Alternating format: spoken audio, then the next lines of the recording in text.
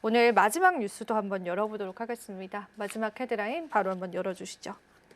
자, 인플레이션 우려감들이 다시금 정점을 찍어가고 있다.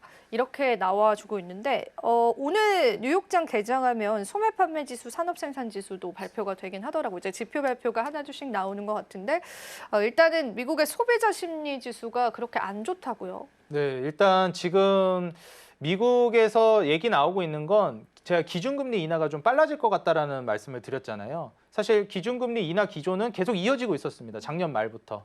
왜냐하면 미국이 5.5에서 4.5까지 낮추는 그 과정에서 미국이 기준금리 인하할 때 좀 선제적인 조치를 취했다 이런 얘기도 했는데 물가가 이번에 관세로 인해서 올라갈 것 같다라고 평가가 나오다 보니 실제로 좀 물가가 다시 튀기는 했습니다. 그래서 시장에서는 연준에다가 이거 너무 빨리 금리 인하한 거 아니냐, 선제적인 조치 그거 좀 무리였다 이런 평가도 내놓기는 했었어요. 근데 지금 다시 튀고 있던 CPI나 PPI 지수가 꺾이기 시작했습니다. 그 이유야 다들 아시다시피 유가가 말 그대로 폭락을 하기 시작했어요.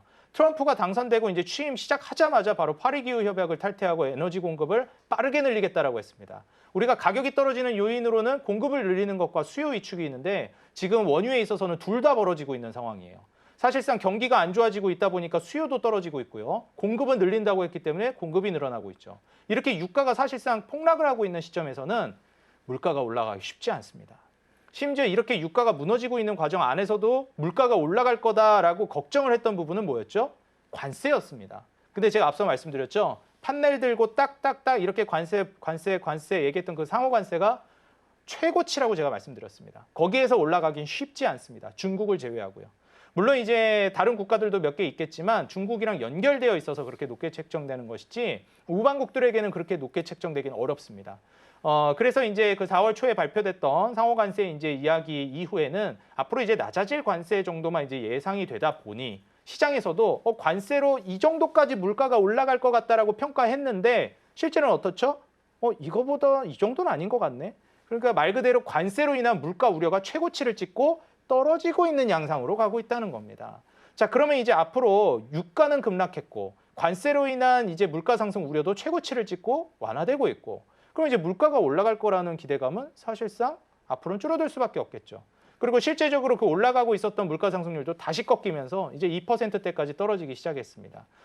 이번에 4월 달에 유가가 급락이 나왔는데 이게 5월 달에 발표되는 물가 지표에 또 반영이 되겠죠. 그럼 5월 달 이제 물가 지표들은 또 강력한 이제 하락을 보여줄 가능성이 있어서 이 점을 고려해 봤을 때는 지금 현 시점에서 물가 하락을 기반으로 그리고 불경기 이제 모멘텀을 기반으로 해서는 금리 인하가 빨라질 거라고 보여지고 있어요. 소비자 심리 지수도 지금 계속해서 안 좋아지고 있고요. 이거 역시도 관세도 또 영향을 줬다라고 봅니다. 여기에 맞춰서 이제 인플레 우려는 사실상 고점 찍었다라고 저는 보고 있는 만큼 월러 연준 이사도 관세발 인플레는 일시적일 것이다라는 의견으로 연준의 입장이 조금씩 바뀌고 있습니다. 원래는 관세 때문에 금리 인하 못한다, 더 지켜봐야 된다 이랬거든요. 지금 언행이 조금씩 바뀌고 있어요. 매파적에서 비둘기적인 스탠스로 살짝 좀 옮겨가려고 하는 분위기가 형성되고 있다는 거예요. 주변 이제 리서치에서 얘기하는 것보다 연준이 결국 이걸 인정하는 게 중요해요. 금리 인하 하기 전에 연준은 힌트를 주거든요. 힌트를 주려고 서서히 언행이 좀 비둘기적으로 슬며시 바뀌어 나가고 있는 단계로 가고 있다.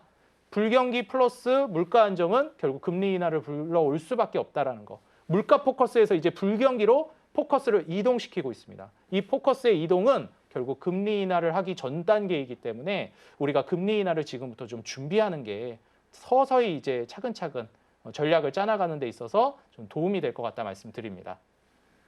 금리 인하 결과적으로 시장의 유동성을 촉발시키죠. 그렇게 된다면 위험 자산 쪽으로의 수급이 조금 더 많아질 수 있다라는 그런 이점들이 있는데요.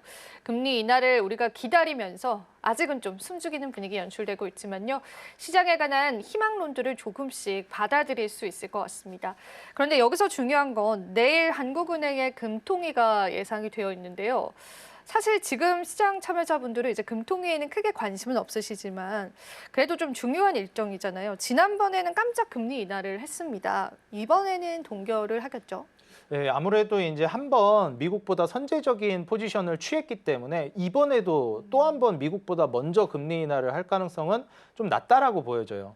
만약에 미국의 기준금리 결정이 뒤에 좀 많이 기간이 남아 있다라고 하면 모르겠는데 이번 주에 이제 우리나라가 기준금리 결정을 하고 또 5월 초에 미국이 결정을 하고 또 5월에 우리나라가 기준금리 결정을 뒤에 또 하거든요. 그렇게 된다라고 하면 연달아서 기준금리 결정을 하게 되는데 굳이 이렇게 조급하게 할 정도는 저는 아니라고 생각이 들어요. 그래서 5월 달에 미국의 기준금리가 어떻게 되는지 그리고 더불어서 매파적인 발언이 쏟아지는지 비둘기적인 발언이 쏟아지는지 동결을 하더라도 비둘기적인 발언을 쏟아내면 사실상 이제 5월 달에 우리나라가 기준금리 인하할 수도 있는 거거든요. 그래서 이번에 4월 기준금리 결정은 동결 가능성이 저는 우세하지 않나 조심스럽게 좀 예상을 해보고 있고요. 5월 달에 이제 연준의 기준금리 결정 이후에 우리나라 포지션이 어떻게 되는지가 지금 포지션보다 훨씬 더 좀 중요해지지 않을까. 그래서 저는 5월 달에 포커스를 좀 중요하게 두고 보시는 걸 좀 말씀드리고 싶습니다.